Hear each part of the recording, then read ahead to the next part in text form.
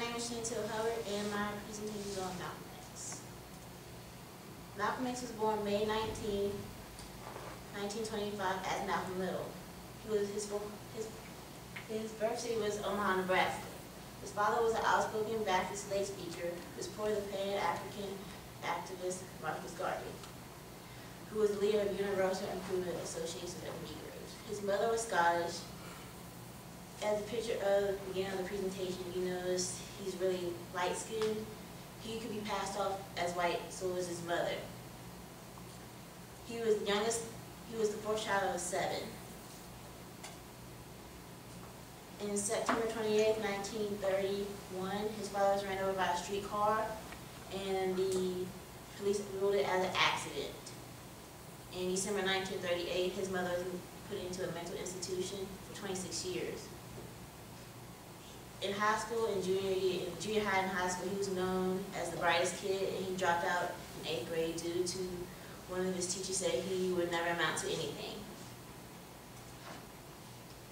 Through 1943 and 1946, he drifted through many jobs from Boston and moved to Flint, Michigan. He lived with his sister in Harlem and became involved in drug dealing, gambling, and prostitution. In February 27th, he was arrested and put in jail. In 1948, he wrote a letter to Elijah Muhammad, leader of the Islam Nation. Based on that story right there, his brother actually wrote him a letter talking about the Nation of Islam and how he should get involved. August 7, 1952, he was released out of prison. In 1952 as well, he went to Chicago to meet Muhammad, and they finally changed his name from Little to X. The reason why he changed his last name to X is due to, he was said that Little was a slave name and that it was considered as a white person's property. In June 1953, he was the assistant minister of the Nation of Islam Temple No. 1 in Detroit. In 1954, he expanded the temple to No. 12 into Philadelphia. In June 14, 1958, he married Betty Sanders and had 6 daughters. In 1959, he appeared on a broadcast in New York City to talk about the nations of Islam, and one of the topics was, or his speech was, the hate that hate produced. In September 1960, he met Fidel Castro in New York City. Fidel Castro was very impressed on his insight, and Fidel Castro also made him meet other people from Egypt and other different countries that had the same views as him. In early 1963, he started working on his autobiography with Alex Haley. In March 8, 1964, he split from the Islam of the Nation of Islam. The meeting with the dream. This one I found really interesting because Malcolm X did not like Martin Luther King based on what Martin Luther King believed, and he considered Martin Luther King as a weakling or a chump. In March 26, 1964, he finally met Martin Luther King in Washington, D.C. for a signing of the Civil Rights Bill. The meeting between these two didn't only last for a minute, so they really didn't get anything accomplished. And his death was February 21st, 1965, in Manhattan's Auburn Ballroom. Malcolm X was at, or talking to an organization of Afro Unity when a problem broke out between a crowd of 400. Him and his bodyguards were trying to avoid this situation, and all of a sudden a guy came up to him and shot him with a gun. And 2 other men jumped on the stage and shot 16 more rounds at Malcolm X. He was pronounced dead at 3:30 p.m. shortly after arriving at the Columbian Presbyterian Hospital. He was later buried in Ferncliff Cemetery in New York City. And is one of his most famous quotes: "Nobody can give you freedom. No one can give you equality or justice or anything. If you're a man, you'll take it."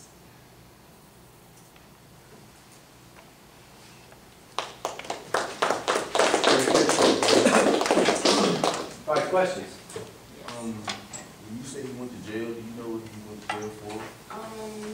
From what I read, he went to jail for actually dealing with drug dealing and also involvement in prostitution. You know, when you said something like he didn't believe in what Martin Luther King believed in. You know what, like, basically he was talking about there? He didn't believe that blacks should just sit there and do peace sittings. I mean, like, you need to keep agitating them or forcing the white people to do what the blacks wanted. And I personally written back in my essay talking about how he's kind of like W. Du Bois and Booker T. Washington, as a modern sense, saying that one wanted like assimilation and the other wants you to fight for what you believe in. He really didn't stand for what Martin Luther King wanted. He respected him, but he just didn't like the thoughts of Martin Luther King. I think, Jordan, it goes back to this idea we talked about earlier, civil disobedience. Martin Luther King was a firm advocate of civil disobedience. He didn't want to cause violence. He was nonviolent. And Malcolm X, he didn't really care. You know, if it took violence to reach the end, then he was okay with violence. But Martin Luther King was totally opposed to it. Shantil, in this venue where Malcolm X was murdered, was it all black, or was there a mixture of black and whiteness in it? For what I read, it was like majority of black and white. It really didn't say it was half and half, but it says the majority of black. But prior to that, he had caused a disturbance, and since he separated from the Nations of Islam, and then he moved to became a Sunni Islam like person like that. The Black League, who came to his family before he was born, got involved in the whole shooting, and I'm not sure why he was targeted, but I had like possibly thinking that it had to do with his father and that they had a long grudge against him. His father was an activist before that, and he was basically following his father's saying, basically. Any other questions? Can you give like a specific example where he either like used violence or like supported people who were violent in their? I can give you one off the top of my head. But I would say like probably one of the riots that would happen at that time. He would probably go for that because he said like for Martin Luther King just to sit in there, you have to just sit there and not take it. You have to actually fight for yourself. Yeah. And like he did kind of support the Montgomery bus boycott kind of somewhat, but he was hoping that the violence would escalate from it to prove his point that Negroes couldn't just sit there and just say everything is calm and cool about it and just continue the normal day without doing anything. Very good job, Shantil. Give it up.